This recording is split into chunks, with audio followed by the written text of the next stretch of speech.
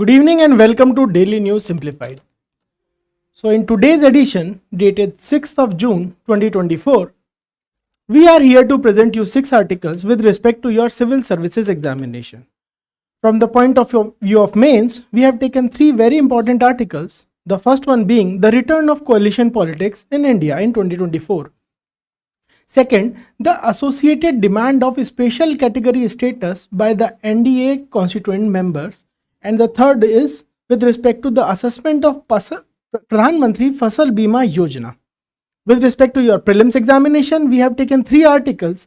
The first one, which appeared on the science page of the Hindu newspaper, is associated with the concept of dark matter and dark energy. Then second article is taken in context of asset reconstruction companies. And then lastly, the third article with respect to your prelims examination has been taken with the decrease in export from the foreign countries of cardamom seed and the opportunity that lies with respect to India in the export of cardamom globally. So without further delay, let us begin our discussion. The first article, the lead article that we have taken today, is in the context of the return of an era of genuine coalition. This article appeared on page number 7 of today's The Hindu newspaper. Now what is the context? After 10 long years, the coalition era has returned to Indian politics. We are not saying that erstwhile the past 10 years were not of a coalition era. That was also a coalition because NDA government was in power. But because BJP government had effective majority of 272 seats, so essentially they didn't require the support of their coalition partners. So coalition was sent to a backbencher. But now it has, because this time BJP could only afford 240 seats and the majority to stake claims to form the government is 272 seats in Lok Sabha. They are now dependent on the coalition partners to claim seat of governance.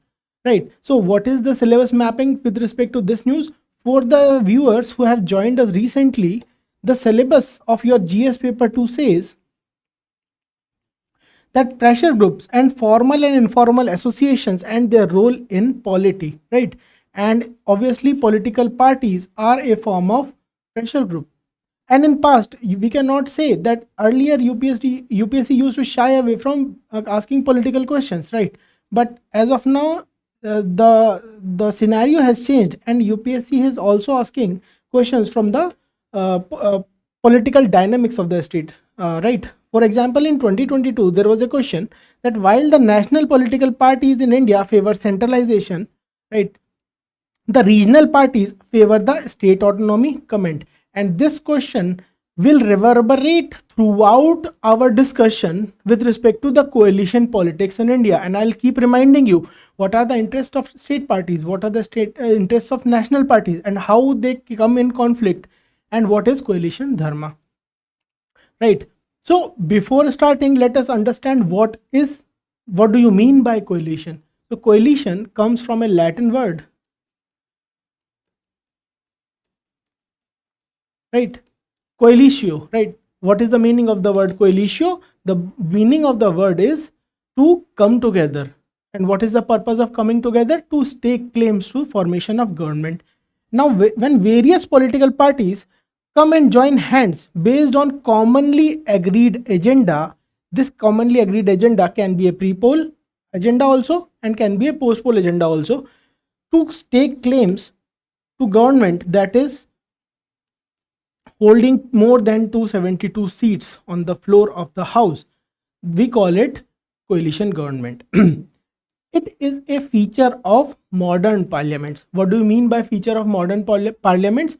Because before modern parliaments, for example, parliamentary democracy in India, traditionally there used to be 2 fixed ideological poles, the left and the right. And one or the other, for example, in UK, could stake their claims to the formation of government.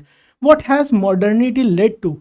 Modernity has led to broadening of the ideological spectrum, right? For example, in the past, there used to be ideological spectrum like left and right. There was no middle. But after modernity, we see various kind of parties. For example, there is a Green Party in UK, there is a UK Independence Party in UK, there is a again Green Party in UK, right? So there are various kind of the political spectrum has become divergent, right? So you will be amazed to know that as of 2024 March, there are 6 national parties in India, 54 state parties in India, and more than 2760 unrecognized parties in India. Now you imagine if these parties get just one seat or so, right? Can they even imagine of staking a claim to the center? Can they imagine of coming to the power in center? No. So that is why when multiple parties based on a common agenda or a common minimum program agree to form stakes to the power in the center, we call it as a coalition politics, and it is a cooperative arrangement to run the government. We do not say that it is an ideological arrangement, although ideological leanings also matter, but it is a cooperative arrangement that yes, we are cooperating you on based on certain principles, you also cooperate with us based on certain principles and power sharing arrangements, and yes, let us form a government together. Now, what are the features of coalition politics?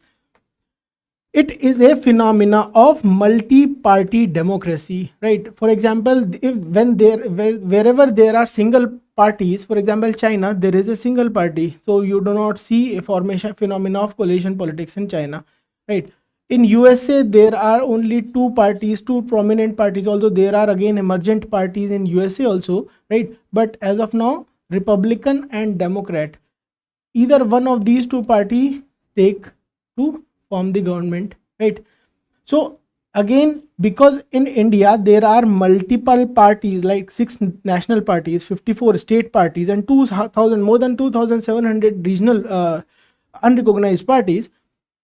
So because of this feature of multi-party democracy, that is why coalition politics prospers in India. What are the inherent intentions behind the formation of these coalitions? They are formed for the sake of reward or material or ideological motive that is kept behind the scenes, right? It is a dynamic affairs, it keeps on changing. For example, let us take NDA being intact, but erstwhile UPA has rechristened itself and included some more members, and now in this election they called themselves India Alliance, right? They called themselves India. So it is a dynamic affairs, people come and go, parties come and go, right? Key principle is that every party has to compromise. There are no rigid dogmas, and common minimum program is designed, right? What do you mean by common minimum program? Yes, that common minimum program means certain schemes and policies will be which are mutually agreed, those will be implemented, and ideological work. For example, let us say we can say that uniform civil code is an ideological work of BJP. Now because BJP has formed a coalition government in center, it might see a backbench on the affairs, right? But if there are certain common minimum agenda or common minimum program that have been agreed pre-poll, that would be implemented. Then again, another feature is that we focus more on pragmatism more than ideology. What is the meaning of pragmatism? Pragmatism means practicality. Yes, the most important thing right now is not to create a kind of power vacuum in the country, right? So the focus is on establishing pragmatic policies rather than creating kind of ideological divide or ideological tussle. And then coalition is all about adjustment rather than following their rigid principles. And lastly, the most important purpose is to seize the power. Moving on, let us discuss the journey of coalition politics in India since its inception. We will do it very quickly because time is limited with us. The first phase began with the nascent nation. The first phase we can classify it as 1947 to 1967, the era of Pandit Jawaharlal Nehru. Prominent political scientists and political theorists like Rajni Kothari called this system as one party dominant system or Congress system, right? So coalition politics was obviously there, but because Congress was considered as an umbrella party, catch-all party, so there were no strict or specific demands from the coalition because of the charismatic legacy that was carried forward by the then Prime Minister Nehru. Then we move on to the second phase, that is 1967 to 77. We focus and see that coalition at the state level emerged over here. But what was the problem? Scholars like Maurice Jones have called this phase, what is the phase? 1967 to 77, 10 years. All of a sudden there was a decline of Congress, and Congress was unable to form government in certain states, right? So because of lack of majority over there in the states, Congress had to come under coalition governments. Congress had to shake hands with the regional parties to form the governments, and that is where political corruption also started. And Maurice Jones, again, this is one of the prominent political thinkers, political scholars who has done research on politics in India. He has called it this era as emergence of market polity and defectors market. Now, what is the meaning of defectors market? Whoever the MP is, if he defects and joins some other party, he will be rewarded, right? So political ideology was not rewarded. Coalitions were formed, and unfortunate coalitions of defectors were formed. So that is the second phase. So obviously we see a kind of slight decline, right? Then third phase is categorized as 1977 to 79, very short phase, and because of the imposition of emergency and hastily created coalition by the Congress, it again faced defeat, right? And then we move on to subsequent the fourth phase, that is a prominent phase that started in 1980 to 89. Again, we can officially call it as the proper decline of coalition politics in India. Why? Because after the defeat of Indira Gandhi, Janata Party tried to stake the claim to form governments, and Janata Party was again a baseless kind of and lack of coherent ideology kind of a coalition with the whole sole purpose of keeping Indira Gandhi out of power, right? So that was the reason because of which coalition politics further suffered, and later on, very quickly, Janata Party had to give space to again Indira Gandhi. Moving on, what is the fifth phase? Again, you see the trajectory over here. Although coalition politics is declining, but at the same time it is remaining in India. We are not saying that coalition government has gone away altogether, right? Then in the fifth phase, 1989 to 99, 10 years, we see further decline of coalition politics. We saw very much immature coalitions, which led to hung assemblies and minority governments in the center and rise of bipolar regional politics. So what is the meaning of bipolar regional politics? At the regional level, there will be two poles. One of the poles will be a regional party. For example, let us say take the example of Andhra Pradesh. There will be one regional party, that is Telugu Desam Party, and another will be a national party, right? For example, let us take the example of UP as of now. One regional party will be Samajwadi Party, and the other national party will be Bharatiya Janata Party, right? So that is how two poles were formed at the state level. Next, in the sixth phase, this is when in 1999 to 2014, we saw the emergence of mature kind of coalitions, right? So first in the Atal Bihari Vajpayee government, and that is called as NDA1, and then UPA1, UPA2. We saw the phase of mature coalitions over here. So one of the prime examples is that even though the left parties were not agreeing to the nuclear deal that was signed with USA, but still they did not destabilize the government, right? So that is how we see and just the mature coalitions, emergence of mature coalitions. And lastly, we see the seventh and the most recent phase in the coalition politics. Again, because BJP was able to get the majority on its own, there was a return of single party dominant system which existed in the very first stage itself, and BJP was called as a juggernaut party or a single party dominant system. Now here, even though the coalition existed, but BJP had the majority on the floor, and once you have the majority on the floor, it is not dependent on the coalition partners to fulfill their political agenda or political manifesto, and they did not even agree to a common minimum program. And you see, ironically, Telugu Desam party was one of the first parties to leave the coalition in between, and again they have approached BJP to form their government. So keeping the political angle aside, move on to what is important for us from the mains point of view. Now let us understand what are the basic merits of the coalition form of government. What can be the various merits? The very first one being, it is accommodative of diverse interest, right? See, how do we judge the diverse interests of the country and community? Because there are 6 national parties, 54 state parties, and 2760 unrecognized parties. So obviously these people, these are having some kind of voter base with them, and this suggests that yes, there are various kind of political aspirations within the people, and coalition is one of the most important medium of satisfying their diverse political interests. It is about providing decentralization and diversity of opinion in the government upstairs, right? Next, reflects the popular opinion, right?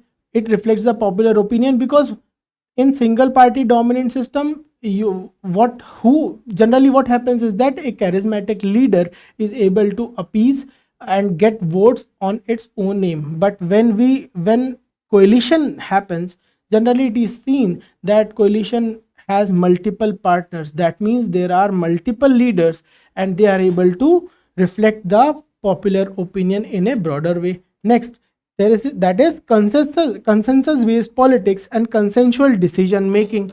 Again, one of the allegations that was put on the presently ruling party was that it was becoming a lot of there were a lot of autocratic tendencies, and decisions were very much centralized, right? So because of these allegations, again the party had to suffer in elections. Now,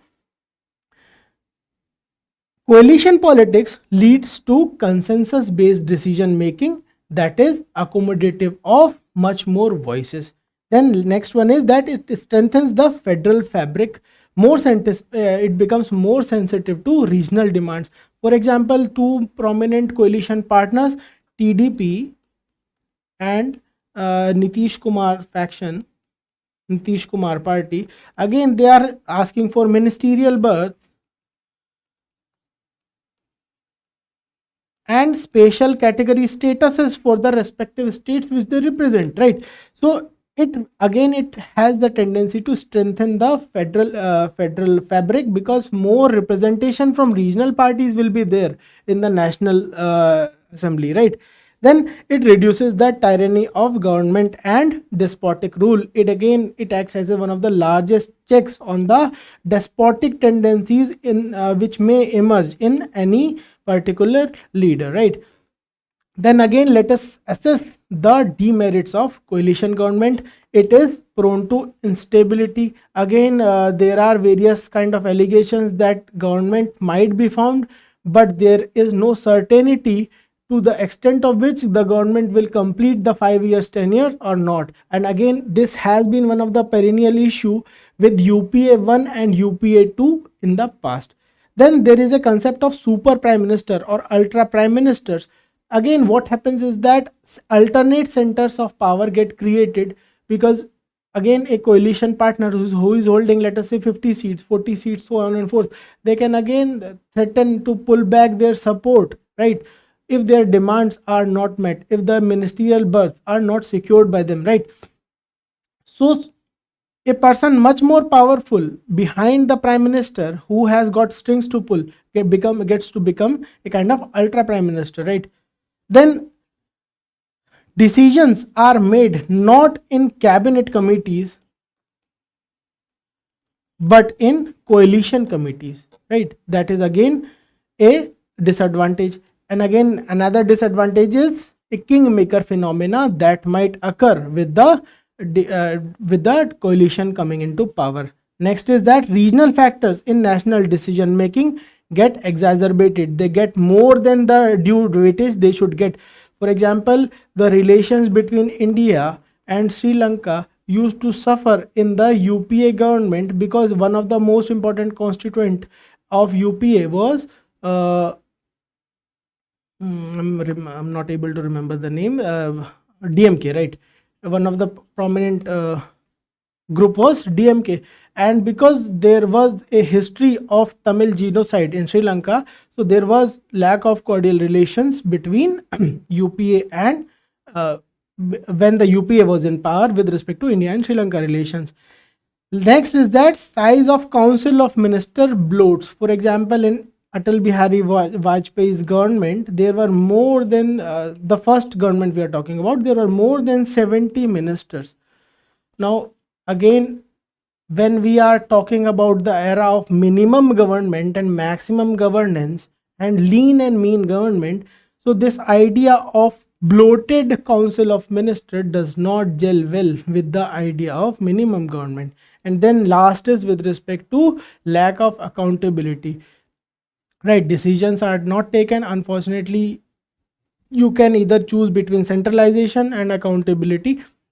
So the more the partners, the more challenges come with respect to accountability. Nevertheless, what we can say is that coalition government has come and is here to stay. And some of the most progressive legislations and initiatives in India in the past have been taken by the coalition governments. We can take the example of PV Narasimha Rao, who was one of the persons who led a minority government and a coalition government. He opened up the economy to reforms, right? If we come back to NDA government, that is Atal Bihari Vajpayee's government, so various initiatives like FRBM Act, Pradhan Mantri Gram Sadak Yojana, and IT Act,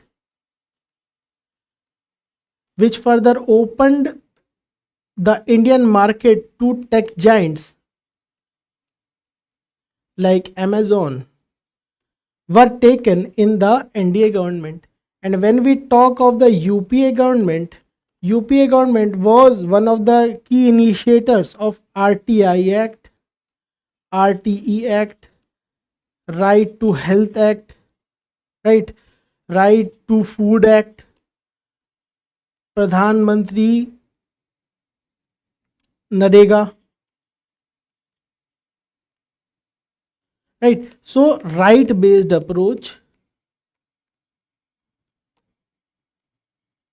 was initiated. So we cannot say that coalitions are good or bad. Coalitions are a need of the time as of now, and what we can say is that all the parties should uphold the coalition dharma and focus on development, so that is socio-economic development of the least advantaged sections of the society, right?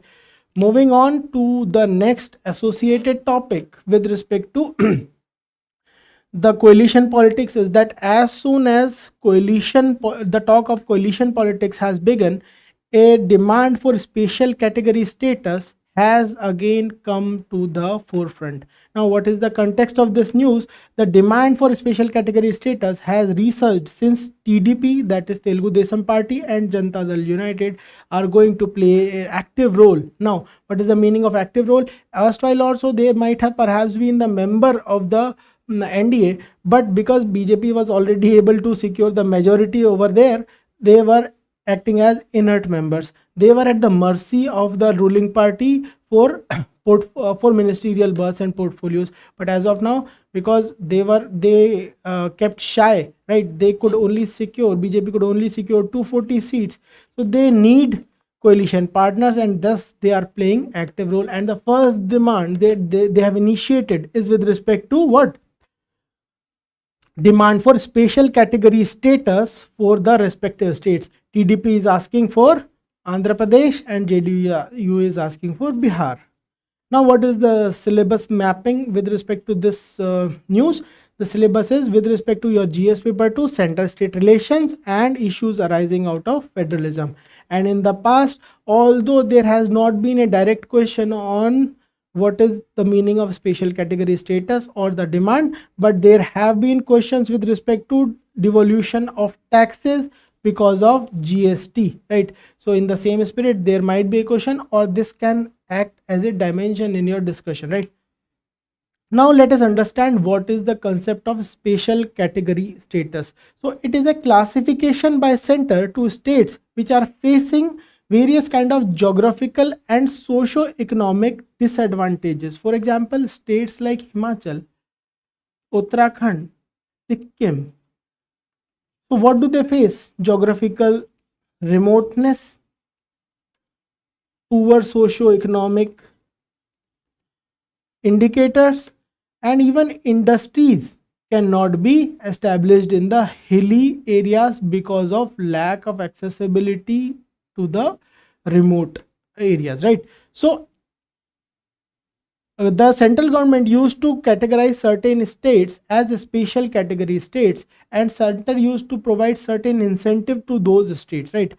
Now, what is the inherent idea behind establishment of special category states? It acts as a safeguard against the interest of backward regions, right? You know what are the backward regions? The remote regions, right? For example, Seven Sisters of Northeast, they have a remoteness criteria that they are very much far away from the mainland. That is, the development takes much more time to reach the nook and corners of the Seven Sister states, right?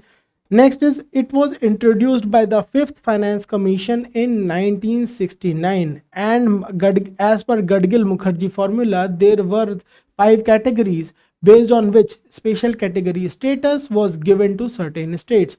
The first one being hilly and difficult terrain. For example, in states like Jammu and Kashmir, while states like Jammu and Kashmir, Himachal and Uttarakhand, hilly and difficult terrain leads to poor socio-economic indicators again, and then there are issues with respect to establishment of industries, and when there is a lack of industries, again states do not have enough money to spend on improvement of social economic category.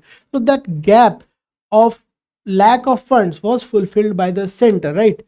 Then low population density and or sizable share of tribal population, for example in states like Nagaland, Arunachal, so on and forth, right? This criteria was followed. Then strategic location along international borders, obviously Himachal, JNK, Himachal, Uttarakhand, right? All these states have one thing in common, that they have international borders. So international borders are there, so there is a need of development of strategic roads and railway networks. For that, central assistance is needed. Then in economic and infrastructural backwardness was another criteria, and non-viable nature of state finances was another criteria that was given by Gadgil Mukherjee formula.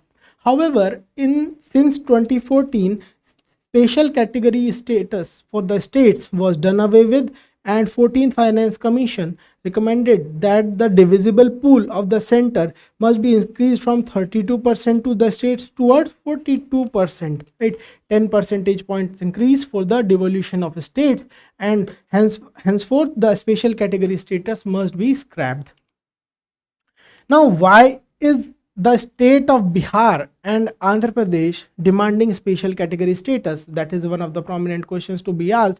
So the Bihar is asking for special category status because 52% of the population is having lack of access to health, basic education and poor living standards, right? And then again, after the separation of Jharkhand, most of the mining areas went to the state of Jharkhand, and subsequently Bihar was left lacking with the revenues. So that is why, based on the economic and infrastructural backwardness criteria, they are asking for special category status. And why is Andhra asking for special category status? Because after the bifurcation of Telangana, Telangana got the special category status because it was at the nascent stage of development, and Hyderabad region used to generate the most of the revenue for the Andhra Pradesh because of the availability of IT infrastructure and IT sector, right? And since Hyderabad went to Telangana, Andhra Pradesh has since been asking for special category status because of the loss of revenue by the city of Hyderabad. Now, what are the benefits with respect to provision of special category status? In SCS, the states which used to get a special category status, 90% of the central assistance was given as grant. Yes, what is the meaning of grant? Grant is that, yes, I provide you, let us say 100 rupees, and I'm not asking for anything in return, and only 10%, let us say I provide you 100 rupees, so 90 is a grant, and 10% you have to return to me. That means you have to return back 10 rupees to me, and then that is also in the form of very soft loans.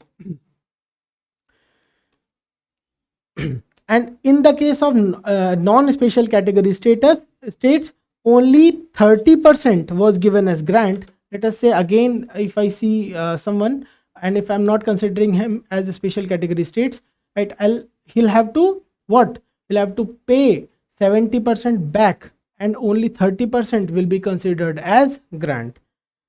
Furthermore, they get tax incentives in the form of custom duty, income tax, and corporate tax for industrial development, right? Industries who flock to the special category states, and subsequently they get so many tax incentives. For example, after the special category status for Uttarakhand, various industries flocked to a city named as Udham Singh Nagar and created SIDCUL, that is a State Industrial Development Corporation of Uttarakhand Limited, right? So that was created only because of the tax incentives that the industries got for establishing industries in the Udham Singh Nagar region of Uttarakhand, right? Furthermore, they can also carry forward unspent money from one financial year to the next year without lapsing. For the normal states, this fund gets lapsed. Now, what are the challenges associated with the formula or issue of special category states? Now, it creates additional economic burden on center and fosters a culture of economic dependency among the states. Again, it is a negative trait that once you kind of state gets dependent on center, they keep getting dependent on center. They do not try to self-sustain. They don't try to kickstart their economy, and they try to perpetually get dependent on the center. That is a disadvantageous thing. Again, there is a issue of domino effect. It prompts similar requests from other states as well. So now, as of now, even states like Goa are asking for special category status because they want to preserve their distinct cultural identity. Similarly, Rajasthan is arguing for special category status because a large portion of the state is in a form of desert, and it also has international boundary. Similarly, on the similar front, Odisha has also asked for special category status. Why? Because they say that we have to spend a lot of money towards our disaster preparedness, and we are a natural hazard and cyclone prone state. So that is why we need special category status for our development. Then another issue is with respect to it hampers competitive federalism among states. So there, what essentially it draws down to, it becomes a race to bottom. Every state competes with each other, not to get a development tag, not to develop themselves, but to which state gets the more amount of funds from the center. So that is a negative trait, right? Then these demands get driven by political motives instead of objective criteria. There is a lack of objective criteria. Again, various research studies have suggested that central grants have not translated in equal proportions in the development of human indicators like health and education in the special category states as well, right? Moving on, what is the way forward? So the way forward was suggested by Raghuram Rajan committee, and some of the recommendations have been put in front of you. That is, multi-dimensional index of backwardness must be created for various states. The states which score are 0.6 and above in the index may be classified as least developed, right? Then states who score above 0.6 and below 0.6 and above 0.4 may be classified as less developed, and which score below 0.4 may be classified as relatively developed, right? And based on the depravity index, certain kind of help can be initiated from the center, right? Then there is a need of specialized programs to address the needs of vulnerable groups within the states that center is already doing, and the focus should be on preserving their cultural identities. That is the issue with respect to, for example, Goa is raising issue with respect to provision for special category status to preserve local culture. So this can be done, and again the end final objective is with respect to, we need to promote self-reliance and economic diversification among the states. For example, even if in Bihar, let us say, we cannot and the state government cannot establish heavy industries, let us say, but they can always go for small and micro industries clusters, right? For that they do not need central assistance. We need central assistance for establishment of heavy industries, right? So Bihar can go for a cluster development of small scale industries that UP is, for example, doing, like one district, one product program, right? So that can be done. Ultimately, the end goal is to achieve economic sustainability and self-reliance instead of depending upon the center for revenues. So that is the way forward with respect to the special category status. But nevertheless, since they have become the partners in NDA, they are going to most likely get some kind of SOPs in the form of some special category status or one-time grant, right? Moving on to the Pradhan Mantri Fasal Bima Yojana, the context is that Pradhan Mantri Fasal Bima Yojana has become world's third largest crop insurance program.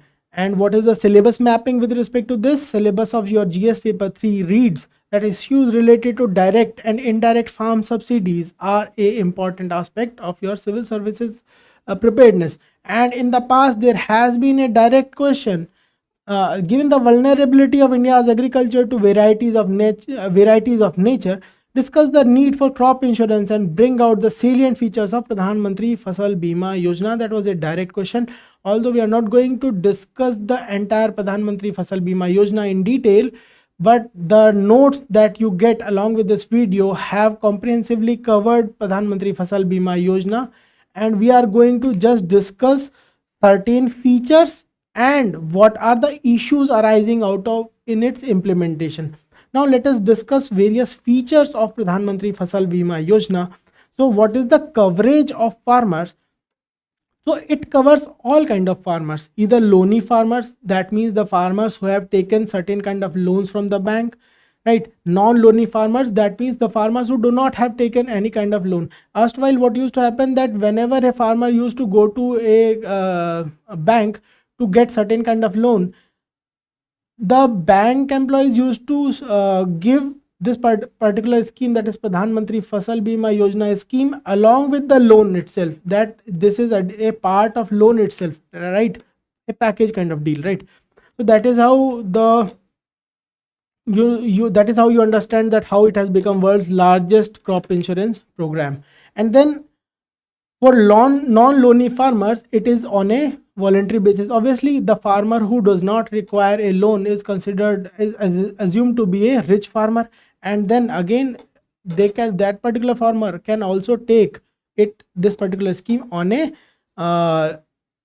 voluntary basis. And then even sharecroppers and tenants can also take and become part of this scheme. What is the coverage of the crops? All kind of crops, Rabi, Kharif and Zaid crops, right? All the crops are covered under this scheme, and the list of major crops is again created by various states. What are the premium rates? It ranges from 2% to 5%, as you can see on your board, with respect to various crops.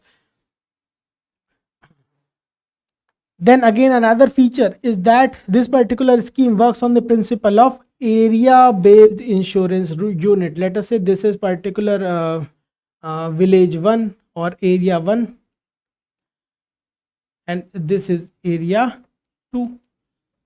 So based on the vulnerability index of area 1 or based on the vulnerability of area 2, the premiums will be decided, right? What are the various coverage of the, what are the various things that are covered under the Pradhan Mantri Fasal Bima Yojana? Yield losses, right?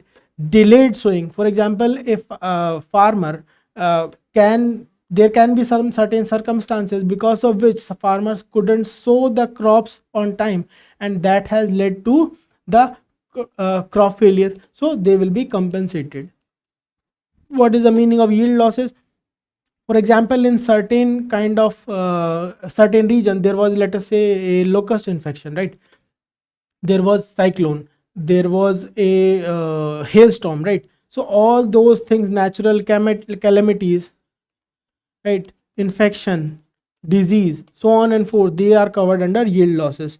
Then it also covers various kind of post harvest losses, and localized calamities are also covered under the scheme. Right. Now, what are the, and another, yes, another feature that I forgot to mention over here is that use of technology. So what this particular scheme uses drone surveys for crop assessment, right? Now, what was the issue with respect to traditional surveys? Traditional surveys used to take a lot of time, and since farmer has to settle his scores, right, farmer has to settle his accounts with the market, and market is important, because if you do not sell your crop on right time, you might not get the right price of your crop, and surveys used to take very long. So this scheme introduced drone based surveys, and that has led to increased efficiency in the conduct of surveys. That is another advantage with respect to this particular scheme. Now, what are the pertinent issues with respect to this scheme? Let us assess. The first one being that it is alleged to be non-inclusive. Earlier, this scheme, insurance scheme, was made mandatory for loany farmers. That, yes, we have already discussed that this scheme used to be made a part of your loan package, that yes, you are taking a loan of, let us say, 10 lakh, and then this additional scheme will also become part of your loan. And so non-loany farmers, the farmers who were not taking any kind of loans from any banks, they were excluded. But now later on, this, since this was made of voluntary for them, non-loany farmers, the penetration has further increased. Now, next is with respect to rigid land leasing laws in India. The tenancy in agriculture in many states is mostly hidden or informal, right? We say that this scheme also covers the tenant, but the recognition and identification tenant is a challenge, and because they are not identified on time, they are not rightly identified, so the beneficiary, they do not get the benefits of the scheme. Then there is another issue with respect to non-payment of claims. Claims are utilized by banks to offset the loans due to the farmers, right? What happens is that, let us say, you as a farmer faced certain kind of losses. Now you are a loany farmer, obviously, right? You have taken a loan of 10 lakh rupees, right? Now, when you sought the compensation, let us assume that you got the compensation of 4 lakh rupees on your damages of crop, because you faced certain kind of natural calamity. You could not sell your crop, and thus you could not return the loan of the bank also, right? 10 lakhs you had already taken from the bank, you are not able to return the loan to the bank. Now compensation will come. Let us say 4 lakh compensation comes, for example, for a particular part of the damage. After the damage assessment, 4 lakh compensation comes. Now what will the bank do? Bank will adjust those 4 lakhs against the loan that you had taken of 10 lakh rupees. So you remain in the perpetual or vicious cycle. You are still in debt of 6 lakh rupees, and again you have to go back to your farms and perhaps again start sowing for the next cycle, and for that again you need loans, for that again you need money. So again the kisan is in perpetual or vicious cycle of poverty. That is the problem. Next is that the area based approach is not conducive. Farmers within the same area can have different farming practices, various kind of different inputs and vulnerabilities and risks, right? Again, these two areas approach, area 1 and area 2, they have created a kind of large grid like areas, but maybe perhaps this farmer with this farm, right, may have different losses than this farm, right? But the compensation provided to area 2 being uniform, that means the compensation provided to farmer 1 will be similar to farmer 2, right? Although the losses might be different, that is another issue with respect to this scheme. Then next is delayed payment of claims. Again, this is a perennial issue with all the government schemes, that is delay in payment of schemes, and they create a kind of additional burden on exchequer. Lastly, the market risks are not covered. What is the meaning of market risk? Market risks are risks that are created by price fluctuations, right? So price fluctuations lead to market risk. For example, tomato prices get fluctuated very quickly, and this create a kind of market risk when the farmer goes to sell its produce in the market. So these kind of market risks are not covered by the scheme, right? For example, price volatility risks are not covered by the scheme. So these are the disadvantages or challenges associated with the scheme. So we will take a quick break and move ahead towards the prelim section of the video.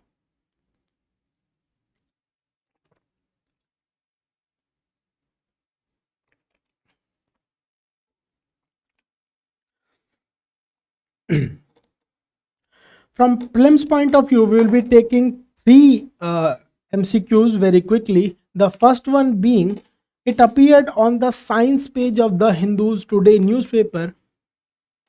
So this article is associated with the concept of dark matter and dark energy. What is the context of this article?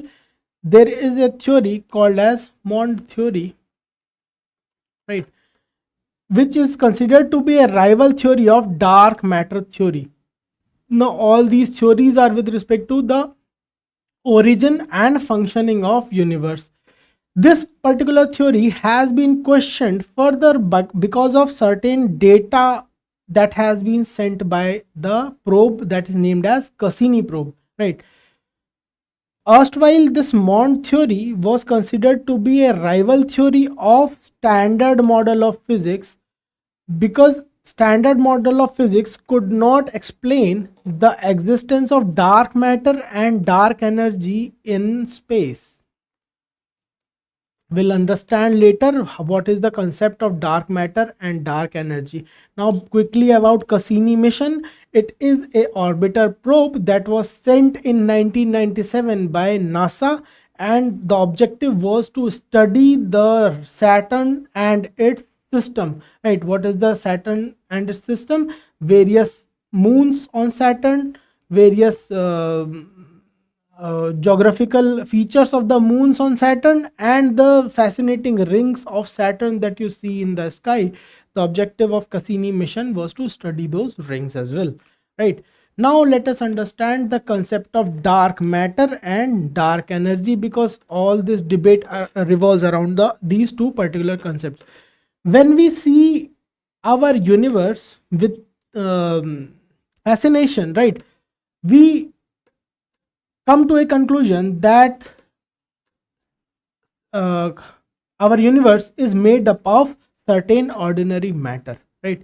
What is the meaning of matter? Basically atoms come together to create molecules, compounds, right, so on and forth, and we create matter. For example, this pen is a matter, right?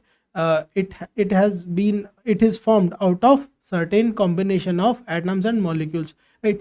So ordinary matter in the universe constitutes only 5% of the universe, right? This whole earth, our planet system, our sun, our galaxy, so on and forth, there are billions of galaxies as well.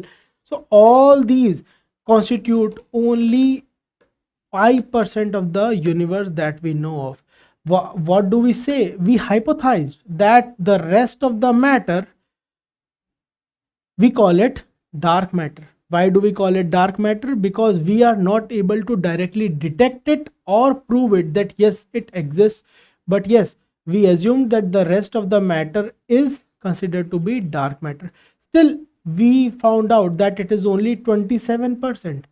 Now, what is the rest of the universe made up of? It was hypothesized by the standard model of physics that the rest of the universe is made up of a third element, third phenomena that we call as dark energy. Now, coming back to the topic, dark matter is completely invisible to us, and thus we have not been able to directly detect it. Scientists are confident that it exists. Why? Because of the gravitational effects it has on our galaxy and galaxy clusters. So the takeaway point is that dark matter creates a kind of gravitational pull. Why? Because any kind of body which has certain mass has a gravitational pull that with which it pulls the other bodies together. That is a Newtonian basic law. That means dark matter is a inward force, right? It is an inward force that pulls the objects together.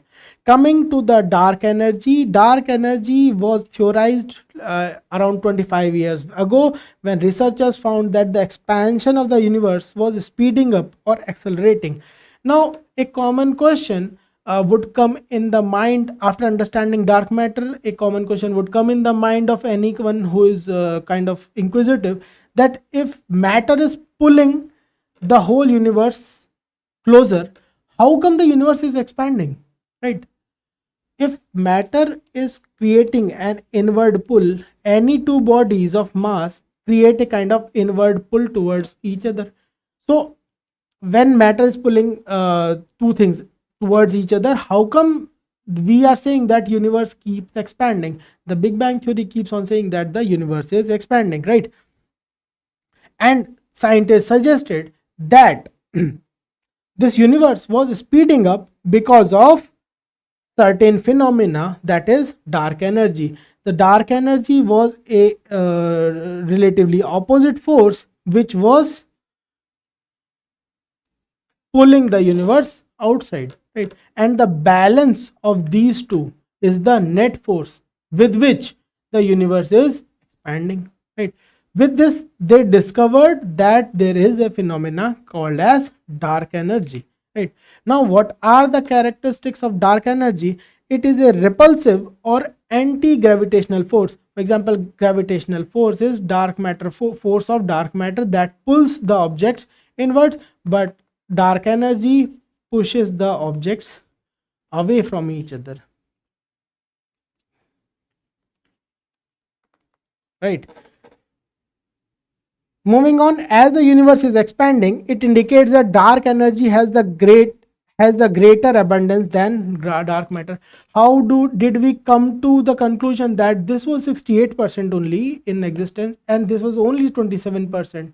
The reason was the difference between the push and the pull forces, and as we know the rate of expansion of universe, we could easily figure out that this dark energy is much more in proportion to the dark matter, and that is why it is able to overcome the inward pull and expand the universe. And that is how we came to know that this is the portion of 68% is the proportion of dark energy in the universe, right? Generally, as the universe expands, the density of mass and radiation in it decreases, and the density of dark energy has remained out constant. This means that dark energy in the universe is ever increasing, and to keep energy density constant, that means the dark energy is still increasing. we see that as of now it is might be 68%, but in future it might increase to maybe let us say 69 or 70%, right?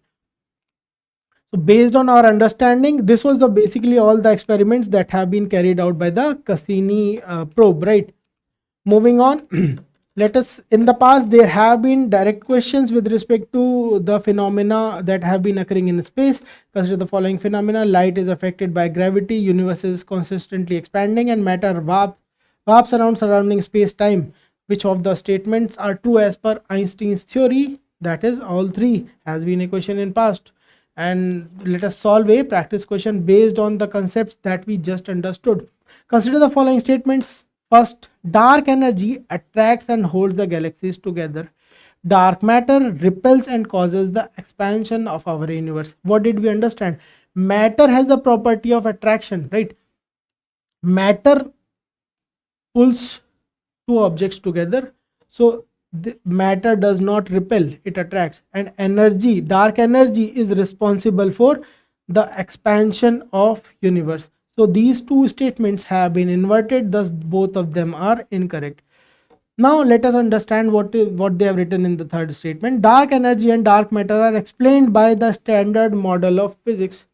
So was this, is it being satisfactorily explained by the standard model of physics? No, this has not been satisfactorily understood by the being able to be understood by the standard model of physics. That is why we were going towards the Mond model, right?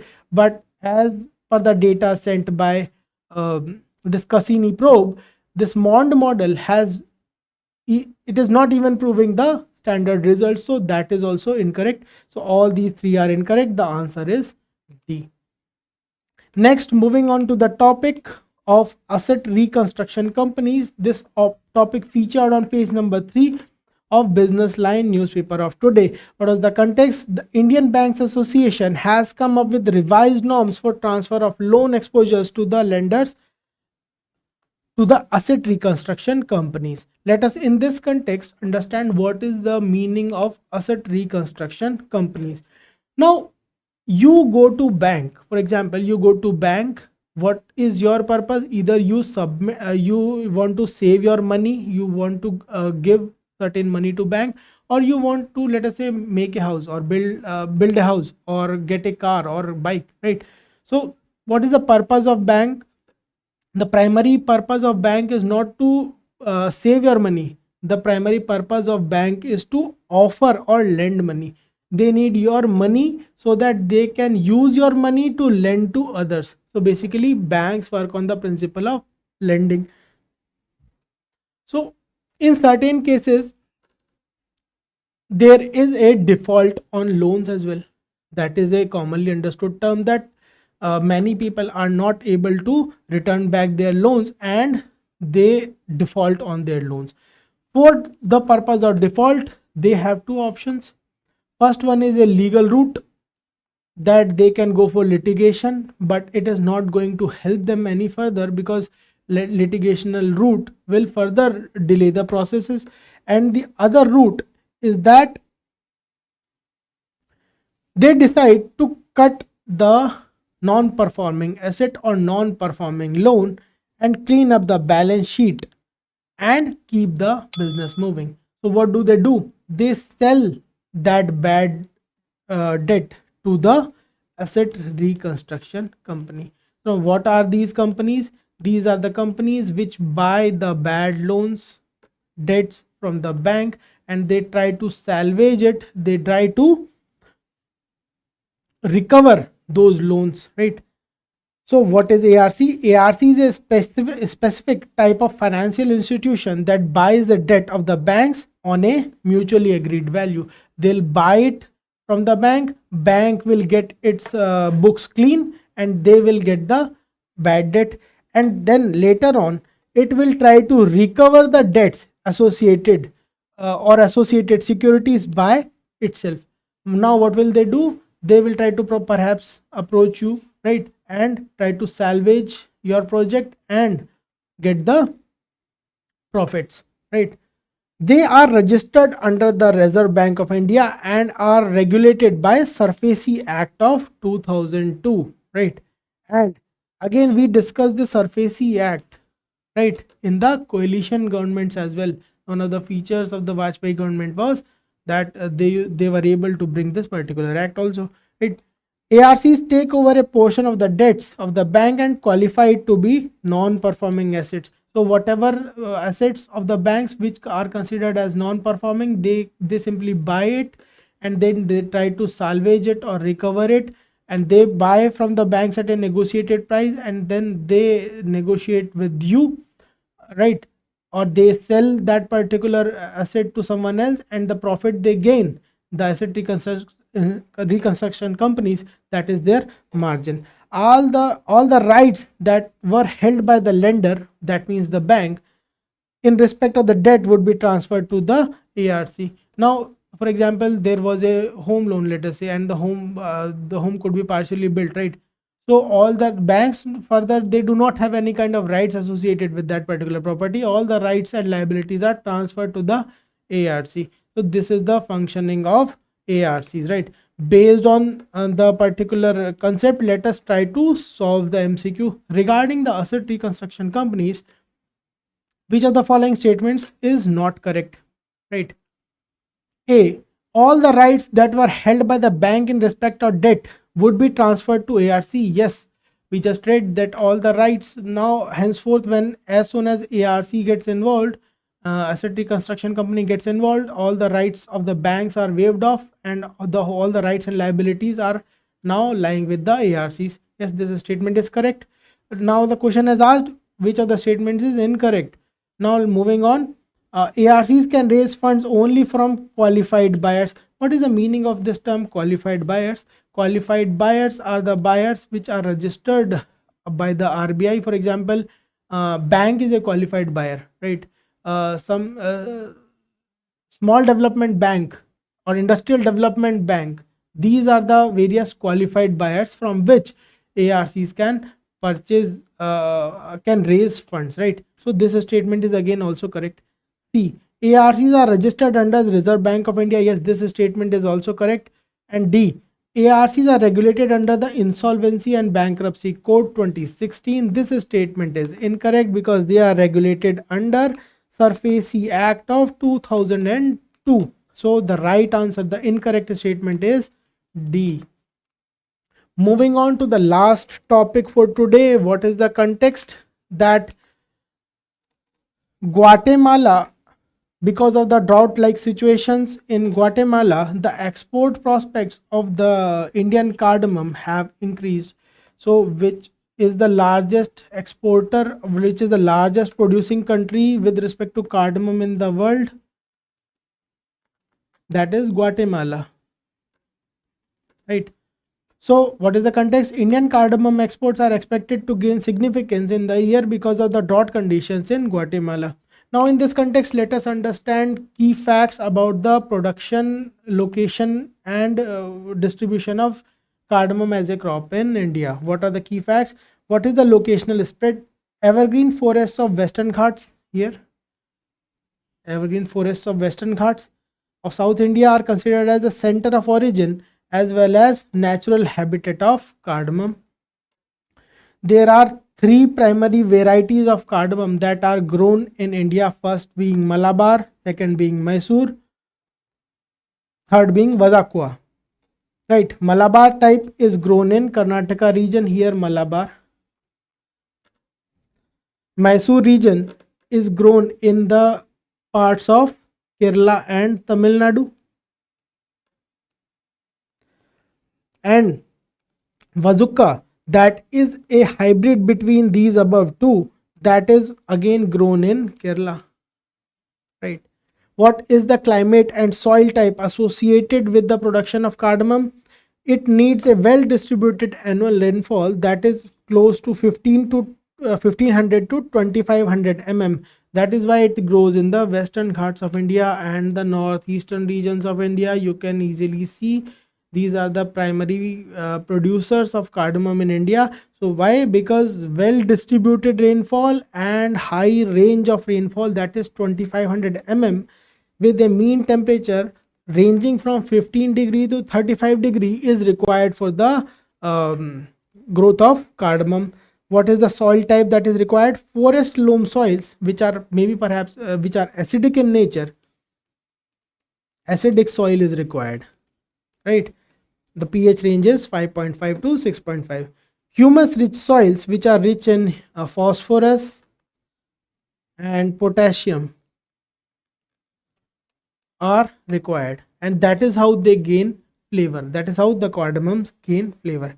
The three largest states with respect to production of cardamom are percentage wise. First is Kerala, that is 58%. Second is Sikkim, second highest producer, that is close to 20%. Exactly, it is 19.77%, right? Close to 20%, you can say. And Nagaland, close to 8%, right? So these are the key facts associated with respect to the production of cardamom in India. Based on it, let us quickly solve the practice question. With reference to cardamom, consider the following statements. First, it thrives well in the temperature range of 15 degree to 35 degree. Yes, we just read temperature range is 15 degree to 35 degree. Cardamom grows luxuriantly in the forest loam soils, which are generally acidic in nature. Yes, it needs acidic soils rich in phosphorus and potassium. Nagaland is the largest producer of cardamom in India. No. Which state is the largest producer? Kerala is the largest producer. Cardamom Hills is a very famous tourist destination over there, right? That lies at the juncture of Eastern Ghats and Western Ghats as well. Close to 58% of cardamom production in India comes from one single state, that is Kerala. How many of the statements given above are correct? First is correct, second is correct, third being incorrect. The right answer is B. With this, we come to an end with respect to this session. I hope you liked the discussion with respect to coalition politics and the subsequent discussions that followed. We conclude the session for today and hope to meet you in the next session in the coming days. Have a good night.